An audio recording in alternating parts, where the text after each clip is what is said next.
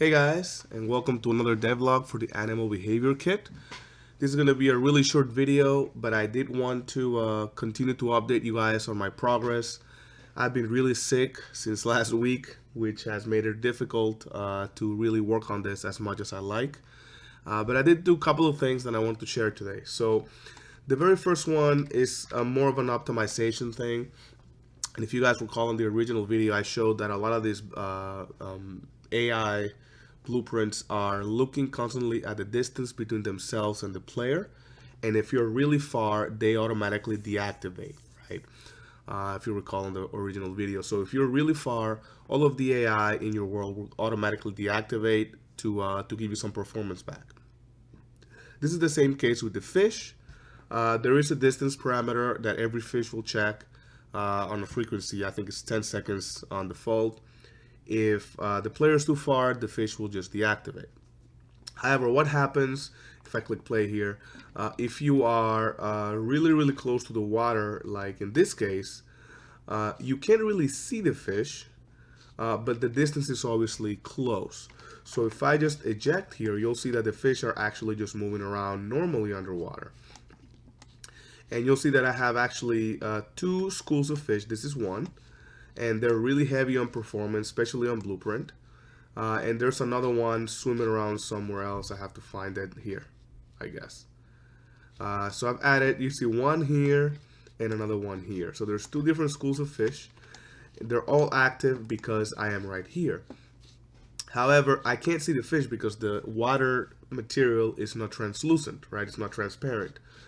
So what I did is some further optimization. If you go into the water volume here, you'll notice now there's a performance setup option, and you can now disable the groups that are in the water while the player is outside of the volume. And if you enable this here, you'll see I already have all of this stuff selected here. You can select specific group managers, and these are the ones for the schools of fish. And you can select individual animals here, and you can see that it took quite a while, but pretty much every single fish inside this pond is now referenced here, and now I have the option of disabling the groups that are outside. So what happens is, if the player is outside of the water, all of the fish are now disabled. So if I click play, even though I'm really close to the water, if I eject here, you'll notice that all of the fish are completely disabled. And as soon as I go into the water, right, this is basically using an overlap, now you'll see that all of the fish are now active. And now if I step out, as soon as I step out, then obviously the same thing happens, they get disabled. As you can see there. So obviously this only works if your water is not translucent, like in this case. If you have a really nice water where there's transparency, then obviously this wouldn't work. But if you notice the frames per second here, there is a difference. I don't know if you noticed earlier, of about 10 frames. And depending on your rig, this will make a huge difference. So in a lake like this, you can go crazy with fish if you use this method, as long as they're not active, unless you specifically go underwater. And I have a 1070, so I've noticed this actually makes a pretty big difference in performance, specifically if you have the groups. And I did the same thing here for this lake, even though I have no groups here. If you go here and eject, same thing happens. You'll see that all the fish are just kind of stuck there. They're not swimming. And as soon as I jump in, then you'll notice that they actually start swimming around.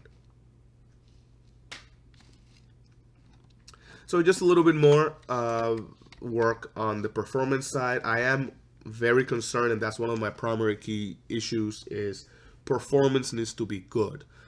Because again, all of these animals, unless your game is very specifically about hunting or something like that, these animals are supposed to be kind of part of the background, right? You're still supposed to have all of your gameplay elements, all of your, if it's a first-person shooter, RPG, whatever, everything else is going to live in this world. So these animals are supposed to be performant enough that you can have them in your background. So that's kind of the idea. So that's one cool thing. And the other one is a little blueprint that I've been working on and off, and I call it the follow camera blueprint. And this isn't really anything specific for gameplay, but more of a way to debug and maybe take some nice screenshots or video. And the idea here is that this is a blueprint that will stick to a specific animal in your scene and follow it. And it has a camera with a camera boom, and you can move the camera around. So you can see here under the setup, you can select any animal right here. So let's say that we want to follow this guy here. So I just select this guy. You can see it's selected here. And then you have options like camera FOV. I'm going to keep it at 100. Time dilation. This is obviously the global time dilation at 1, meaning 100%. And the zoom amount every time you use your scroll mouse.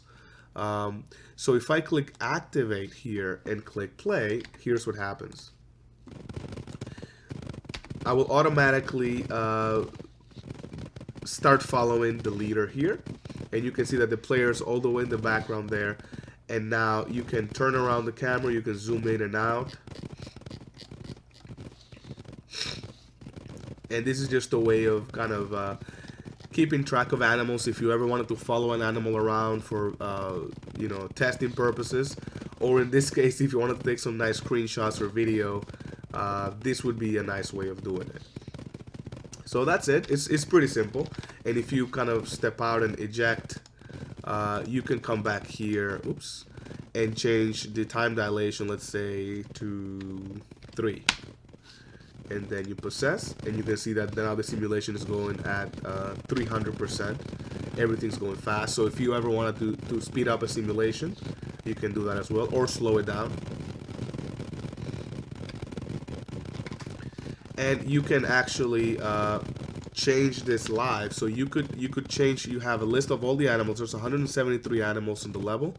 You can select any other animal here. Let's say this guy here. If you right click and click copy, this is pretty cool, and then paste it here, you will automatically start following this guy here, or any other animal.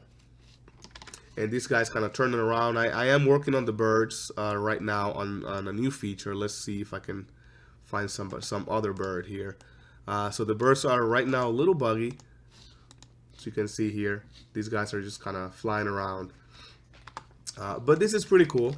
You know, you can select anything.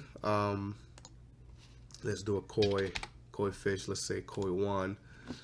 As long as you click play, then it'll go to the actual animal. And of course, right now it's disabled because the player is not inside the the lake. But you can get the idea here. So if I were to, let's see here, so I can fall into the lake, and you can see now the player fell, and now the fish is actually active. So you get to follow the animal around. So that's pretty much it. It's just a way of tracking some animals and getting some nice screenshots. And again, I started it mostly for debugging, but this could be like a nice little tool that you can use to you know, keep track of the animals, right? If you ever want to look at an animal or what's happening, you would use this blueprint. So that's pretty much it. I've been also working on some predator stuff, but I'm not ready to show it yet. You know, that's super exciting stuff. That's going to be the next video up ahead. Let me know what you think. Is this useful? Do you have any other ideas as to how to improve performance or any other features? Please let me know in the comments below. Thank you guys so much, and I'll see you in the next video.